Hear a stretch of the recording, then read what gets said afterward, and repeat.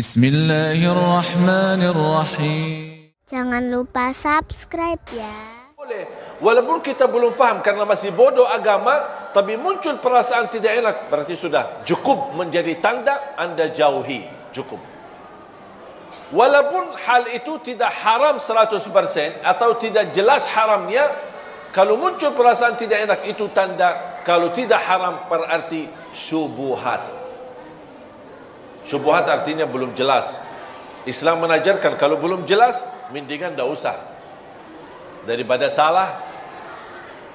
Tanda yang kedua, kalau kita lakukan muncul perasaan, oh, kalau ayah saya tahu, malu. Berarti tidak benar itu. Kalau guru saya tahu, pasti marah. Berarti tidak benar. Berarti kalau ada tanda malu dilihat sama orang atau ditahu sama orang, berarti ketahuilah yang kita lakukan itu tidak benar, tidak baik. Sudah faham? Dan ini bukan kata saya, itu kata Rasulullah sallallahu alaihi wasallam. Wal ithmu ma haka fi nafsika wa karihta an yattali'a alaihi an-nas. Dosa dan keburukan adalah yang jengkel di hati, ada perasaan tidak enak, kayak rasa gatal, kefikiran, gimana ya, itu sudah Rasul kasih tahu. Berarti Rasul mengajarkan kita tanya hatimu dulu, tanya hatimu dulu. Hati yang suci, hati yang fitrah, insyaAllah tidak mungkin terima kemungkaran, tidak mungkin terima kebatilan. Kecuali na'udzubillah kalau hatinya munafik, semuanya halal, bahkan yang haram jadi halal, boleh. Korupsi dia membolehkan, malah bagi uang korupsi untuk haji. Enak. Dia fikir Allah mau terima. Allah maha baik dan Allah tidak terima selain yang baik. Jangan mencuri orang, curi hartanya terus sedekah. Saya suka anak yatim, tapi diambil curian orang. Nah, Allah tidak bakal terima. Allah terima yang halal. Dari mana dan kemana? Makanya kita ingat, kembali kepada fitrah dan hati kita yang suci. Apapun yang jengkel di hati atau kita malu dilihat dan ditahu sama orang, berarti sudah menjadi tanda cukup buat kita tidak melakukan hal tersebut. Bapak Ibu jamaah sekalian dimuliakan Allah Subhanahu wa taala. Manfaatkan usiamu. Allah sendiri bersumpah dalam Al-Quran, wal 'asr innal insana lafi khusr illa alladhina amanu wa 'amilus salihat wa tawasaw bil haqq wa tawasaw bis sabr. Demi masa, demi waktu, apapun di dalam Al-Quran, kalau Allah berani bersumpah, itu berarti tanda sesuatu kemuliaan di belakang sumpah itu. Ada sesuatu kemuliaan di belakang sumpahan Allah Subhanahu wa taala. Allah ingin menyampaikan kepada kita, demi masa, demi waktu, berarti waktu dan masa itu berharga bagi Allah Subhanahu wa taala. Allah boleh bersumpah dengan apa saja, tapi kita manusia tidak diizinkan bersumpah kepada selain nama Allah. Demi Allah, wallahi, lillahi. Tapi kalau Allah bersumpah banyak, wasyamsi wa duhaha wal qamari idza talaha wad duha wat tin waz zaitun wal fajr was samai wat tariq was samai dzatil buruj. Ini semua namanya sumpah. Dan Allah berhak bersumpah dengan apa saja, termasuk wal asr. Allah bersumpah dengan demi masa, demi waktu. Gara-gara waktu dan masa, banyak manusia bakal merugi, kata Allah. Kenapa merugi? Karena dia tidak memanfaatkan waktu itu. Termasuk waktu adalah umur. Makanya sebaik-baik hamba, yang panjang usianya baik pula amalannya. Sebaliknya seburuk-buruk hamba, yang panjang usianya tapi buruk amalannya.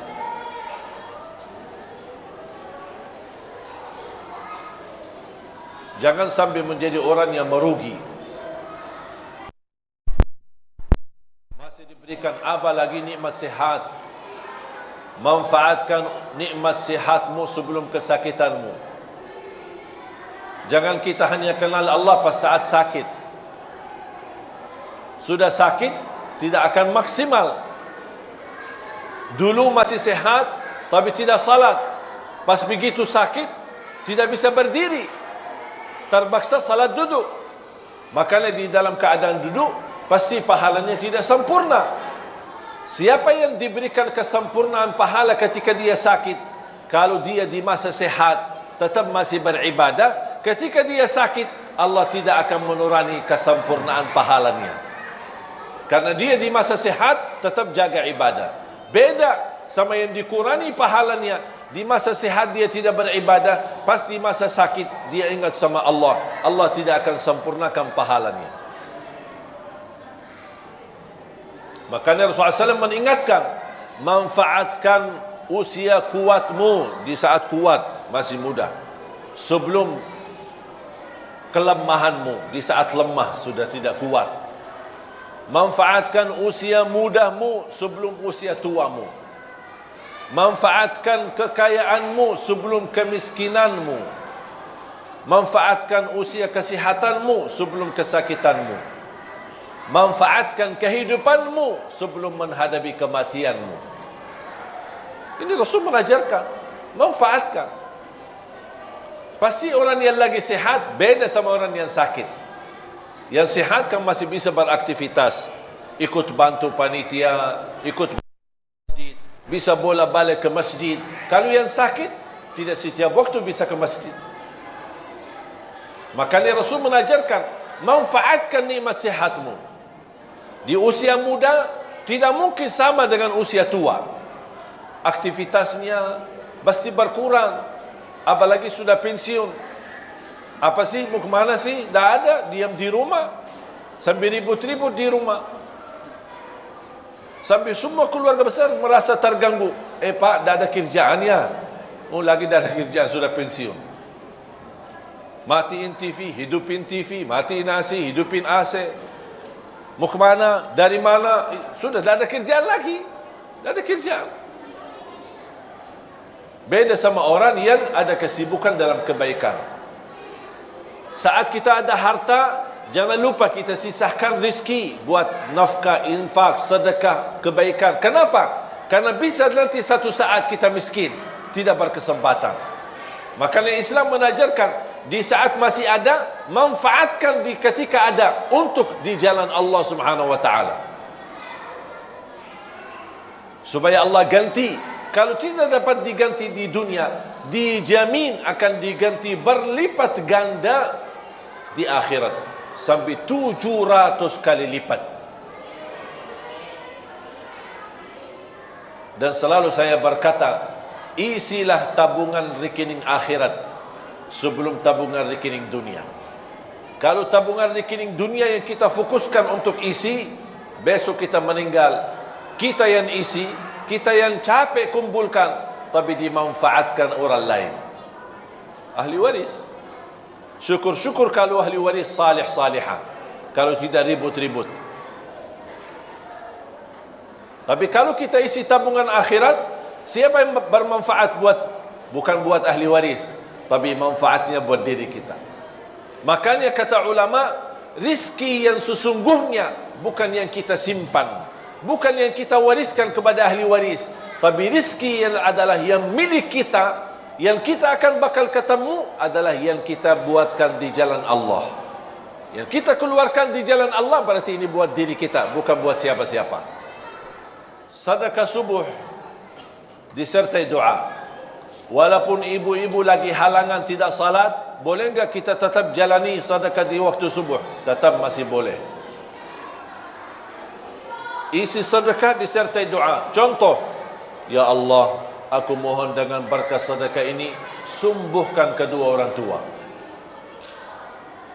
Kalau orang tua lagi sakit, orang tua sudah tidak ada, ya Allah, aku mohon dengan berkah sedekah ini, titipkan pahalanya untuk kedua orang tua.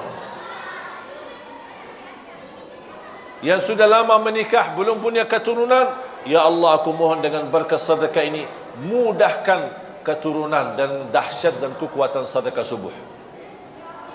Yang sudah punya keturunan, ya Allah aku mohon dengan berkat sedekah ini berilah kepada keturunan kami menjadi penghafal Al-Quran. Lagi melamar kerjaan di mana-mana, kita isi sedekah subuh. Ya Allah aku mohon berikan kemudahan lamaran kerja bisa diterima. Ya Allah dengan berkat sedekah ini mudahkan rizki yang bisa membawa saya ke tanah suci haji dan umrah. Itu namanya sedekah disertai doa. Tapi tolong Bapak Ibu disesuaikan sedekahnya. Jangan sedekahnya koin tapi doanya sampai terbit matahari. Malu sama Allah. Kata malaikat sedekahnya koin-koin teng. Tapi kok doanya dah habis-habis. Kalau saya usulkan satu kali sedekah fokus satu hajat. Begitu tuntas hajatnya, nanti lanjut lagi sedekah untuk hajat yang lain. Wallahi Bapak Ibu, sedekah subuh dahsyat manfaatnya. Mulai hari ini, ibu, bapa, adik-adik, teman-teman semua sekalian, mulai hari ini masing-masing punya kotak amal sendiri. Suami satu, isteri satu, anak-anak satu, masing-masing. Termasuk anak-anak kita, supaya diajarkan dari kecil. Anak bayi kita, ibu yang masukin sedekahnya atas nama si bayi itu. Supaya mereka tertanam dari kecil cinta sedekah, cinta memberi. Karena ini sifat-sifat para nabi, para awliya, para salihin, memberi. Rasul pun tidak punya apa-apa tapi suka memberi. Makanya isi sedekah termasuk anak-anak kita. Ajarin anak-anak untuk bisa berdoa. Lagi menghadapi ujian, isi sedekah subuh. Ya Allah mudahkan ujian biar saya lulus. Ajarin. Segala hajatnya sekecil apapun, insya Allah diberikan kemudahan oleh Allah Subhanahu Wa Taala. Ajarin anak-anak kita seperti itu. Ketika sudah isi kotak amal atau botol atau kaleng, langsung sedekahkan dengan segala isinya. Kalau sudah isi, sudah full, tidak bisa isi lagi, sedekahkan. Dan saya nasihatkan, jangan dicoba buka kotak amal tersebut. Jangan dibuka. Saya khawatir kalau dibuka rubah fikiran. Lumayan ini. Apalagi ada tagihan bulan ini, ada tagihan sana, tagihan sini. Udah. Karena sifat manusia cinta harta. Cinta harta. Biar orang susah payah miskin, tapi cinta tetap harta. Ketika muncul ada pemberian, dia tidak mau. Makanya saya bilang, ketika kotak amal jangan dibuka, tutup mata, serahkan aja. Boleh ke masjid, ke musalla, kepada salah satu pengurus yang kita percaya, atau ke yayasan, ini tolong silahkan bebas digunakan. Sedekah buat tahfizul Quran, bina anak-anak hafiz Quran, apa saja boleh kita sedekahin. Anak yatim, orang miskin, duafa, bisa kita kumpulkan. Sekali lagi, jangan dibuka ya. Setuju? Sudah isi, bismillah, ikhlas lillahi ta'ala. Datang syaitan, buka aja, lihat aja isinya, biar ibu tahu berapa jumlah sedekahnya. Dah usah terima. Dah, maaf syaitan, saya tidak mau. Saya tidak mau tahu. Saya lillahi ta'ala, sekecil apapun, seikhlas apapun, sebanyak apapun, lillahi ta'ala. Dan saya sudah mengajarkan diri saya lebih baik banyak ikhlas daripada sedikit tidak ikhlas. Setuju? Apaan setuju? Banyak ikhlas daripada biasanya apa? Oh, sedikit ikhlas daripada banyak. Oh, itu 2018. Sekarang 2019. Kita masih semua berubah. Semua kata-kata yang dulu kita ganti. Ganti semuanya. Lebih baik banyak ikhlas daripada sedikit tidak ikhlas. Ini selalu kita niatkan. InsyaAllah akan Allah hantarkan rezeki lebih daripada kecukupan, yang bisa berguna buat diri kita, berguna juga buat umat. Yang terakhir, saya ingatkan ada satu hal yang sangat penting. Ya, silakan bagus.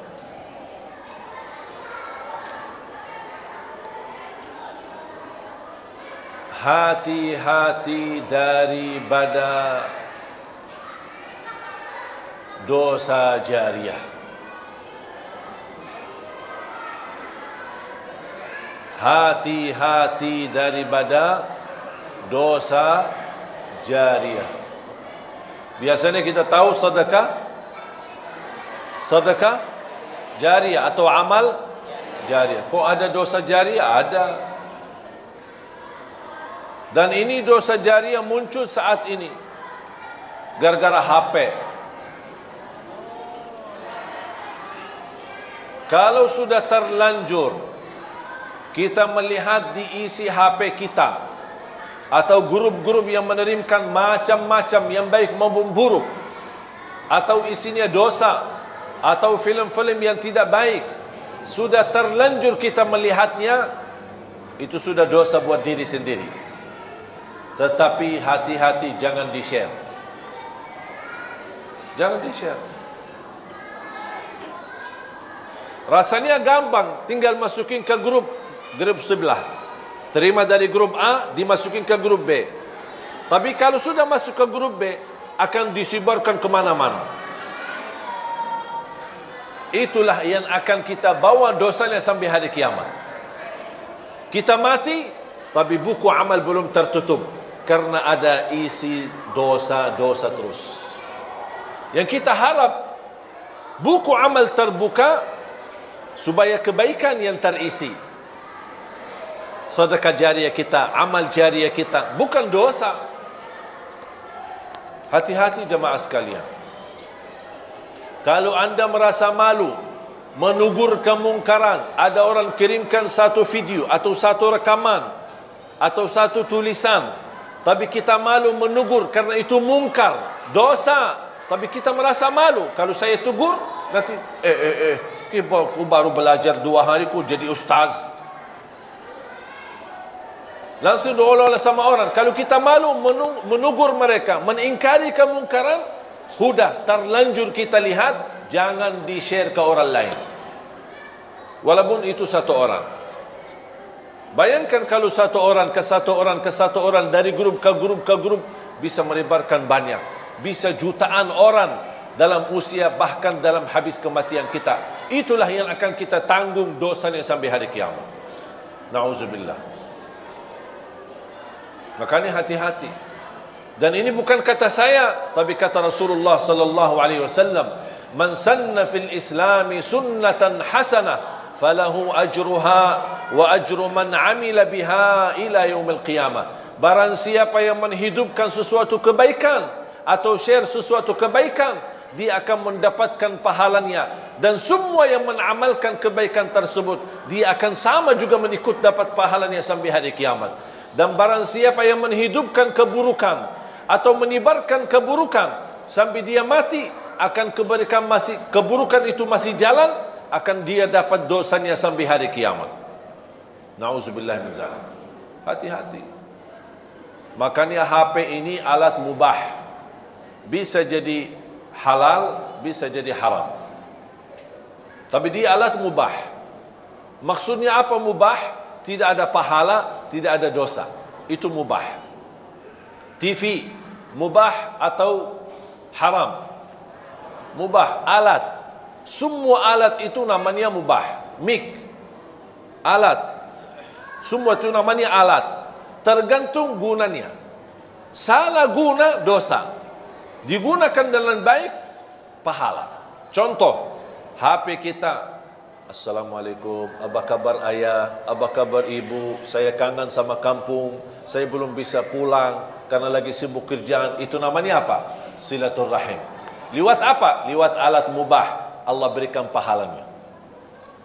Ada orang telefon, caci maki orang, gibah, fitnah, sebarkan fitnah. Tahu nggak ini berita di selebriti salah satu ustaz katanya karena ini macam-macam, dia menipu jamaahnya, ini begitu. Sebarkan fitnah. Walaupun itu berita benar, itu termasuk menyebarkan fitnah. Apalagi kalau berita itu tidak benar. Kalau berita benar, tidak boleh kita share menyebarkan fitnah. Apalagi kalau berita itu hoax, tidak benar. Hati-hati jamaah sekalian. Sekarang semua serba, terima video, apapun isinya, langsung di-share. Bahkan ada satu orang saya pernah perhatikan, dia terima, dia belum lihat, langsung copy share, copy share, copy share. Saya bilang, kamu sudah lihat enggak? Belum. Terus kenapa kamu dah lihat? Belum sempat. Oh, sempat share aja. Tapi kan barangkali ada isinya tidak baik. Oh ya, gitu ya. Jangan terlalu gampang. HP ini bahaya. Daripada menjadi kebaikan menuju ridha Allah dan surga, menjadi jembatan menuju surga, jalan-jalan menjadi hambatan untuk menuju surga. Sekarang di mana-mana di masjid-masjid sudah ada gambar, tulisan, mohon jamaah yang membawa HP, mohon nonaktifkan. Betul kan? Kalau ada orang buta huruf dah bisa baca, ada gambar HP X supaya bapa ini lihat. Oh, barangkali bapa itu buta, tak bisa lihat, buta. Imam, stau, i'tadilu, luruskan saf, rapatkan saf, mohon jamaah yang membawa HP nonaktifkan. Betul kan? Tulisan ada, gambar ada, imam pun mengumumkan. Allah, masih bunyi, masih bunyi. Terus maunya apa? Setiap orang masuk masjid diberikan surat masing-masing, tanda tangan berjanjian untuk masuk ke masjid ini, mohon nonaktifkan. Biar datang-datang baru silahkan masuk. Maunya seperti itu. Yang lebih parah lagi, kalau anggaplah manusia, mohon maaf, Ustaz, jangan berlebih-lebihan. Kadang kita kan manusia, suka lupa. Kadang-kadang walaupun imam sudah mengumumkan, tapi kadang-kadang kefikiran, tidak sadar, saya lagi menghadapi masalah. Ya, saya maafkan. Kita lupa, kefikiran, apapun alasannya. Sudah terlanjur, Allahu Akbar, sudah terlanjur mulai salatnya, lupa nonaktifkan HP-nya atau diselang. Kemudian kita pas begitu salat, ada bunyi HP kita. Kenapa tidak gerakkan tangannya untuk dimatikan HP-nya? Saya pernah salat di salah satu masjid tarawih. Ada sebelah saya orang, imamnya lagi nikmat bacaannya, enak, terharu sekali bacaannya. Di sebelah saya ada orang bunyi HP-nya, lagu India lagi.